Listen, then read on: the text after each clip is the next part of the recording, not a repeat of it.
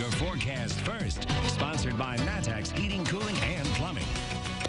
All right, good evening to you tonight as we find ourselves once again, we've got some chilly conditions out there, but hey, after all, it is December.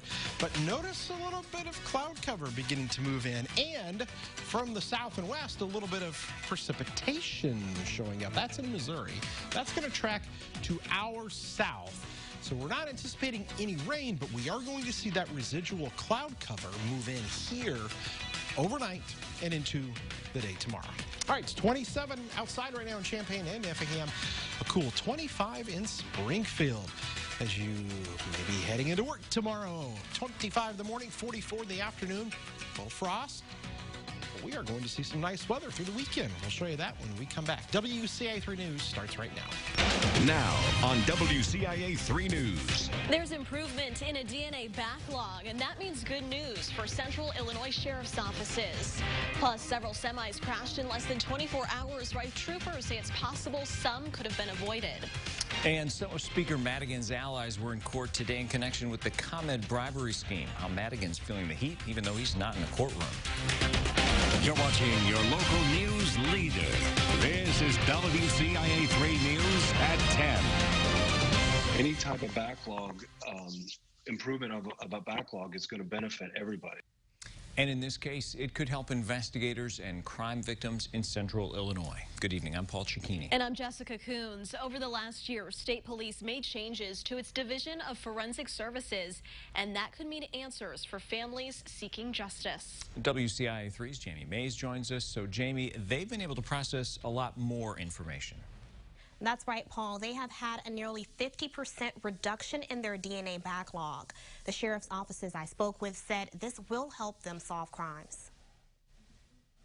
DNA evidence helps solve crimes. Whether it's us finding the suspect or linking the suspect to this case in some capacity, whether it's through DNA or other type of things that we send to the lab. When DNA evidence results are processed, it helps investigators better do their jobs. The Illinois State Police's Division of Forensic Services is making efforts to improve.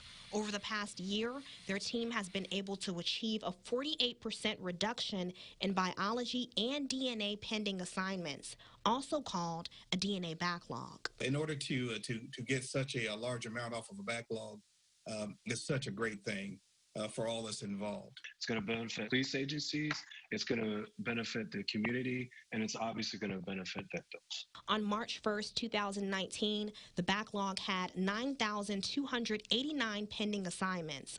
By last month, forensic scientists had that number down to 4,857.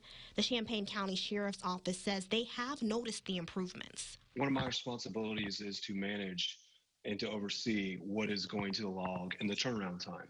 So I can tell you when I first started this, it was not uncommon for us to not get DNA results back for 8 months.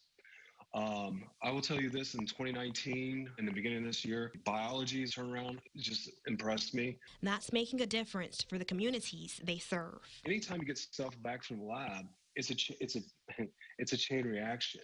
And it speeds up our investigation. It helps to bring individuals to justice who have committed crimes, and also for the victims to help them get closure for them as well as their families.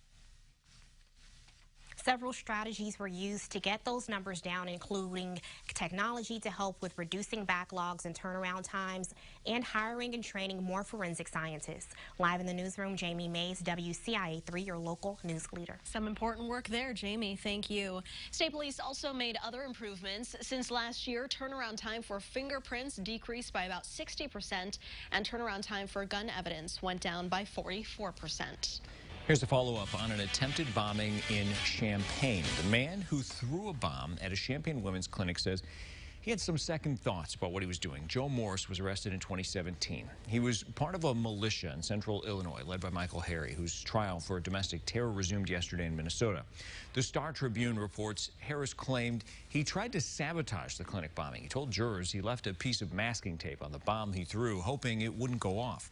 Morris admitted in court He'd been promised a shorter prison sentence if he testified against Harry. We reached out to the women's health practice. They declined comment. In Muhammad, a 34-year-old man is facing charges of predatory sexual assault. Court records show Andrew Huddle was arrested on November 24th. He's accused of sexually assaulting a child under the age of 13 over the course of 5 years. It started in June 2015. Huddle posted bond and was released. New for you tonight, a man pleaded not guilty today to reckless homicide in Macon County. 32-year-old Christopher Castelli is accused of hitting and killing 27-year-old Alicia Gordon with his car back in October. We have an update out of Champaign County. A teenager was sent to the hospital after a crash this afternoon. It happened near St. Joe at 2200 East and 1850 North. The sheriff's office says a car stopped at a stop sign, then went through the intersection. A truck could not stop in time and hit that vehicle. The two people in the truck were not hurt. The driver of that first vehicle, a 17-year-old from St. Joe, went to the hospital with life-threatening injuries. Deputies are still investigating. There have been a few semi-rollovers in central Illinois in the last 24 hours. State troopers say drivers need to be more careful. While it's unclear exactly what caused the crashes, troopers say they are often avoidable. In many cases, they happen because semi-drivers are tired. When that does occur, troopers recommend pulling over to rest. It's never worth risking a wreck. When you're at interstate speeds, there is no margin for error. You know, you have to be paying attention 100% of the time, and it only takes a split second for that all to change, and you've got to really drive defensively. Pay attention to what everybody else is doing. When it comes to distracted driving, it can be anything that takes your eyes or mind off the road. You may think it's safe to talk hands-free, but if you find your mind wandering, consider pulling off the road until that conversation is over. Danville's mayor says he won't find businesses that offer indoor dining. Vermilion County, like the rest of the state, is under Tier 3 rules that restrict indoor service, but several restaurant owners have decided to do it anyway. An alderman in Danville says indoor dining puts everyone at risk. It shouldn't be up to the city to enforce it. It should be up to the city to lead them and to show everybody what to do correctly. I understand there's enforcement, you know, and who has the authority to do what. But by doing nothing, we've given everybody the tacit approval to do whatever you want.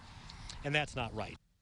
We spoke to the owner of Jocko's. It's serving people inside. The owner says they're maintaining half capacity and all employees wear masks. The same goes for La Potosina. It added plexiglass dividers at some locations. The state's COVID-19 positivity rate has increased since yesterday. It's now 12.5%. However, the number of new cases are down at more than 9,700.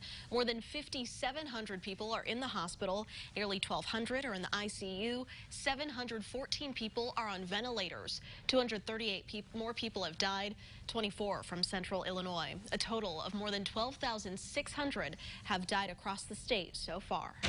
It's a good night for one woman and her family. We'll tell you why they're celebrating. Plus, Speaker Michael Madigan is not in court over the ComEd corruption, but the investigation is hurting him in other ways. And you could think of this weekend's matchup against Iowa as a family feud for one Illini, while the football game could get personal.